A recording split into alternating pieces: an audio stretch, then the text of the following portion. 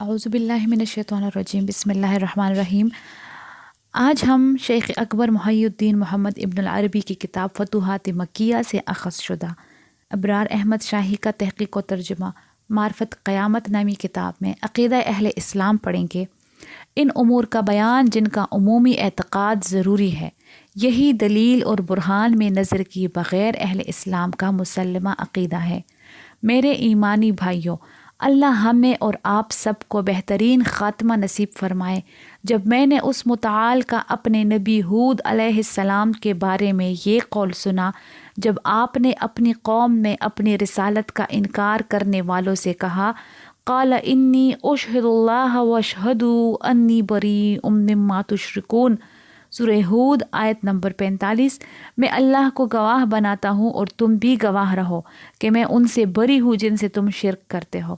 سو آپ علیہ السلام نے اپنی قوم کو خود پر گواہ بنایا کہ آپ اللہ کے ساتھ ٹھہرائے ان شریکوں سے بیزار ہے اور اس کی احدیت کا اقرار کیا، حالانکہ وہ آپ کو جھٹلانے والوں میں سے تھے، کہ آپ کو علم تھا اللہ سبحانہ اپنے بندوں کو اپنے سامنے کھڑا کرے گا اور ان سے وہ کچھ پوچھے گا جو وہ پہلے سے جانتا ہے، تاکہ ان پر یا ان کے لیے حجت قائم ہو، یہاں تک کہ ہر گواہ اپنی گواہی لائے گا۔ ایک روایت میں آیا ہے، جہاں تک مؤذن کی اذان پہنچتی ہے تو وہاں کی ہر خشک و تر شے اس کی گواہی دیتی ہے، اسی لیے شیطان اذان سے بھاگتا ہے تاکہ نہ مؤذن کی آواز سنے اور نہ اسے گواہی دینی پڑے، کہ اس گواہی دینے سے وہ اس مؤذن کو سعادت بخشنے میں اس کا حامی اور مددگار ہوگا، جبکہ وہ تو پکا دشمن ہے، اس کے پاس تو ہمارے لیے کوئی بھلائی نہیں، اللہ اس پر لعنت کرے۔ اگر دشمن کے لیے بھی گواہی لازم ہے جس پر تو اسے گواہ بنائے، تو پھر تیرے دوست اور حبیب، تیرے ہم ملت اور ہم مذہب کی گواہی تو اور زیادہ بہتر اور افضل ہوئی، اور یہ بھی اولیٰ ہے کہ تو اس دنیا میں ان لوگوں کو خود پر وحدانیت اور ایمان کا گواہ بنا۔ اس سے آگے دو گواہیاں، پہلی گواہی الوہت کی ہے اور دوسری گواہی رسالت کی، یعنی توحید اور رسالت، یہ وہی دو گواہیاں ہیں جو ایک مسلمان اسلام میں داخل ہوتے وقت دیتا ہے، لا الہ الا اللہ محمد الرسول اللہ۔ پہلی گواہی الوہت۔ میرے ساتھیوں، میرے بھائیوں، اللہ تم سب سے راضی ہو۔ ایک ضعیف، مسکین اور ہر دم فقیر اللہ بندہ تمہیں گواہ بناتا ہے، اور وہی اس کتاب کا مؤلف اور مصنف ہے۔ وہ تمہیں خود پر گواہ بناتا ہے، اور اس سے پہلے وہ اللہ تعالیٰ اس کے فرشتوں، حاضر اور سننے والے مومنین کو گواہ بنا چکا ہے۔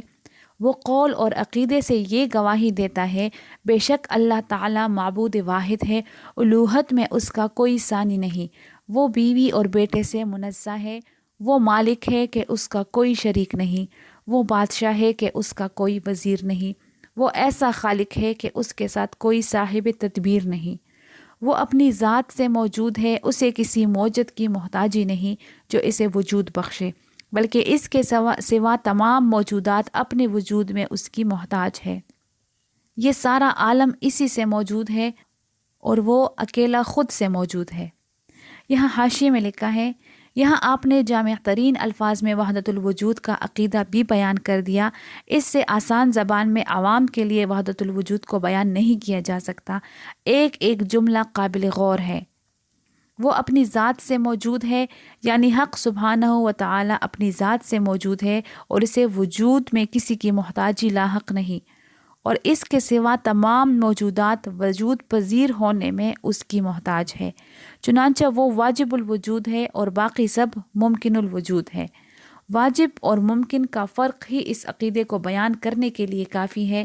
شیخ وحدت الذوات کی بات کرتے ہیں، وحدت الذوات کی بات نہیں کرتے کہ خالق مخلوق کی ذات کا عین ہے یا مخلوق خالق کی ذات کا عین ہے، بلکہ وحدت الوجود کی بات کرتے ہیں کہ حق اپنی ذات سے موجود ہے اور تمام مخلوقات اس سے موجود ہے، یا حق اشیاء کے وجود کا عین ہے۔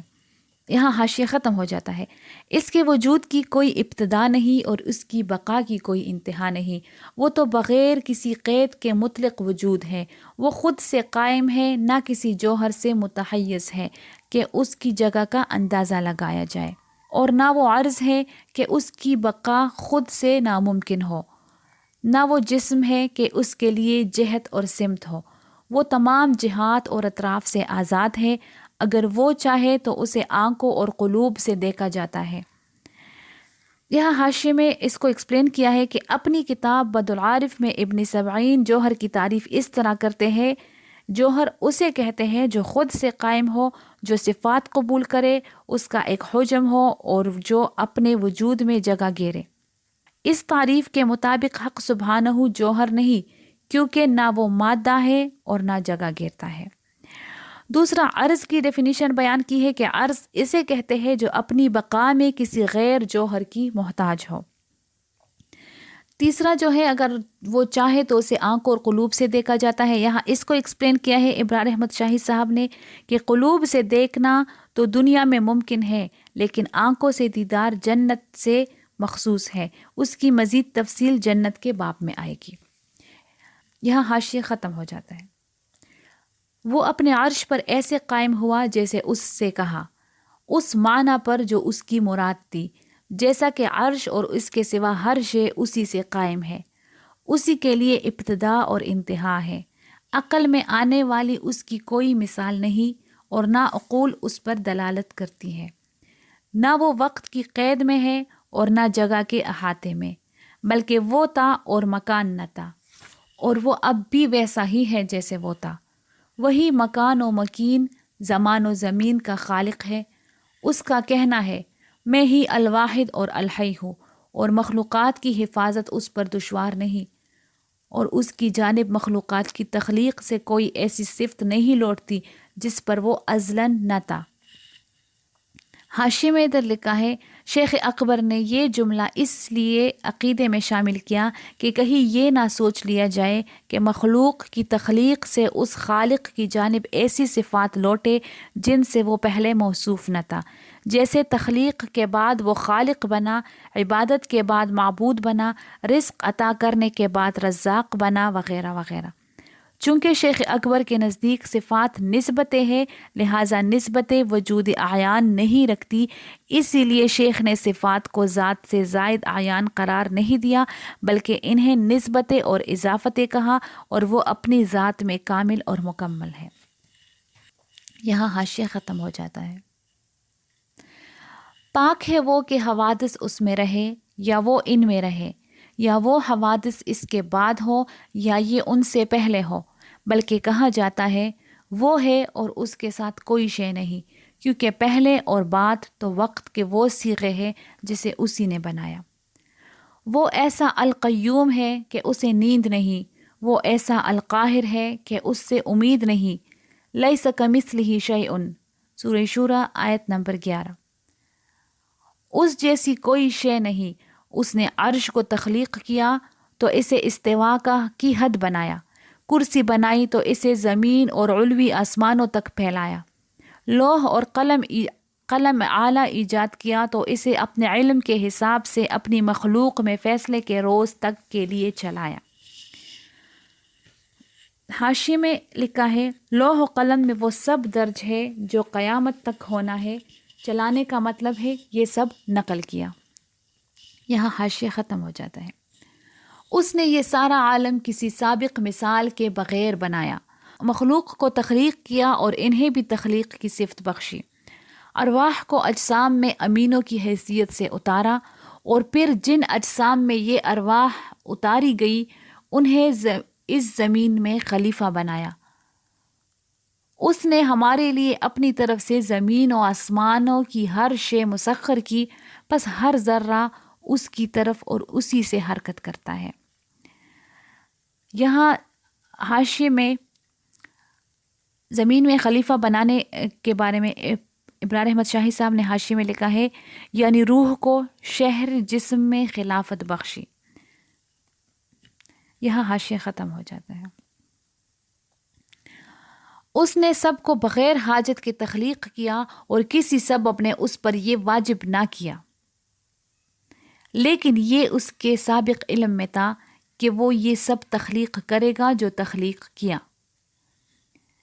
حاشیے میں لکھا ہے یہ حق تعالیٰ کی بے نیازی کی جانب اشارہ ہے کہ اس کا مخلوق کو تخلیق کرنا مخلوق کے جبر سے نہیں، مخلوق تو صرف درخواست، التجا اور فریاد کر سکتی ہے، اور اس کے بعد اس کی مرضی ہے کہ چاہے انہیں تخلیق کرے چاہے نہ کرے۔ اس مقام پر شیخ نے نہایت خوبصورتی سے اپنے عقیدے علم معلوم کے تابع ہے کو بیان کیا ہے، چونکہ اس کے علم میں تھا کہ وہ یہ سب تخلیق کرے گا، اور اس نے یہ سب تخلیق کیا، لیکن یہ کسی جبر سے نہ تھا بلکہ یہ اس کی مشیت کا نتیجہ تھا۔ پس هو الاول والآخر والظاہر والباطن، سورہ حدید آیت نمبر 3، وہ اول و آخر، ظاہر و باطن ہے۔ وَهُوَ عَلَى كُلِّ شَيْءٍ قدیر، المائدہ آیت نمبر 120، اور وہ ہر شے پر قادر ہے۔ احاط بكل شيء علما، سورہ طلاق آیت نمبر 12، اس نے علم سے ہر شے کا احاطہ کر رکھا ہے۔ وَأَحْصَى كُلَّ شَيْءٍ عَدَدًا، سورہ جن آیت نمبر 28، اور ہر شے کا شمار کر رکھا ہے۔ یعلم السر وأخفا، سورہ طٰہٰ آیت نمبر 7، وہ سر اور اخفا کو جانتا ہے۔ اور خائنۃ الاعین وما تخفی الصدور، سورہ مومن آیت نمبر 19، وہ آنکھوں کی خیانت اور سینوں کے رازوں سے آگاہ ہے، اور اسے اس شے کا کیوں کر پتہ نہ ہو جسے اس نے تخلیق کیا۔ الا یعلم من خلق وهو اللطیف الخبیر، سورہ ملک آیت نمبر 14۔ اس نے اشیاء کو ان کے وجود سے قبل انہی سے جانا۔ یہاں حاشیے میں لکھا ہے یہ جملہ بھی شیخ کے عقیدے علم معلوم کے تابع ہے کی تشریح ہے، وہ اس طرح کہ اس نے اشیاء کو انہی اشیاء سے جانا، یعنی ان اشیاء نے حالت عدم نے اسے یہ بتایا کہ وہ کیسی ہے، اور پھر اس نے انہی احوال پر انہیں تخلیق کیا۔ یہاں حاشیہ ختم ہو جاتا ہے۔ اور پھر انہیں اس علم کے مطابق وجود بخشا جیسا جانا۔ وہ ہمیشہ سے اشیاء کا جاننے والا ہے، اس کی نشاط کے تجدد سے اس کا علم متجدد نہیں ہوتا۔ یہاں حاشیے میں اس کو ایکسپلین کیا ہے، وہ ازلاً اشیاء کو جانتا ہے، اور جب کوئی شے اس کی مشیت اور قدرت سے اپنی ازلی عدمی حالت کو چھوڑ کر وجود میں آتی ہے تو اس کا علم متجدد نہیں ہوتا، بلکہ وہ پہلے سے جانتا ہے کہ جب یہ وجود پذیر ہوگی تو کیسی ہوگی۔ یہاں حاشیہ ختم ہو جاتا ہے۔ اپنے علم سے اس نے اشیاء کو استوار کیا اور استحکام بخشا، اور اس علم سے ان پر حکم لگایا اور حاکم بنایا۔ وہ مطلقاً کلیات کا جاننے والا ہے، جیسا کہ راست اہل عقل کے اجماع اور اتفاق سے وہ جزیات کا جاننے والا ہے۔ عالم الغیب والشہادت، سورہ انعام آیت نمبر 73، وہ غیب اور شہادت کا جاننے والا ہے۔ فتعالی اللہ عما یشرکون، سورہ اعراف آیت نمبر 190، پس بلند ہے وہ ان سے جنہیں وہ اس کا شریک ٹھہراتے ہیں۔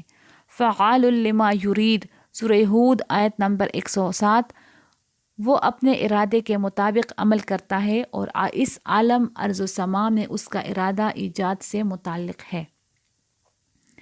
یہاں حاشیے میں لکھا ہے یہاں بھی شیخ نے اپنا عقیدہ واضح کر دیا کہ ارادے کا تعلق ایجاد سے ہے، اور اس کی وجہ قرآن مجید میں بار بار لفظ ارادے کا ایجاد کے ساتھ آنا ہے، جیسا کہ اس متعال نے فرمایا انما امرہ اذا اراد شیئا ان یقول له کن فیکون، جب وہ کسی شے کا ارادہ کرتا ہے تو اسے کہتا ہے ہو جا، اور وہ ہو جاتی ہے۔ یہاں حاشیہ ختم ہو جاتا ہے۔ اس کی قدرت اس وقت کسی شے سے جڑتی ہے جب وہ اس کا ارادہ کرے، جیسا کہ وہ اس وقت تک ارادہ نہیں کرتا جب تک کہ اسے جان نہ لے، کہ عقلاً یہ بھی محال ہے کہ وہ بغیر جانے ارادہ کرے، یا کوئی صاحب اختیار جو ترک پر قادر ہو وہ کرے جو اس کا ارادہ نہیں، جیسا کہ یہ بھی محال ہے کہ ان حقائق کی نسبت کسی مردہ میں وجود پذیر ہو، جیسا کہ صفات کا ان سے موصوف ذات کے سوا وجود محال ہے۔ یہاں حاشیے میں لکھا ہے اس مقام پر شیخ نے صفات کے تعلقات پر روشنی ڈالی ہے، اور اس میں تفصیل ہے جو آپ نے فتوحات مکیہ کے مقدمے میں بیان کی ہے۔ یہاں حاشیہ ختم ہو جاتا ہے۔ آج کے لیے اتنا کافی تھا۔ اسی عقیدے کو ہم اپنے اگلے درس میں انشاءاللہ پڑھیں گے، آگے سے اس کو سٹارٹ کریں گے۔ السلام علیکم۔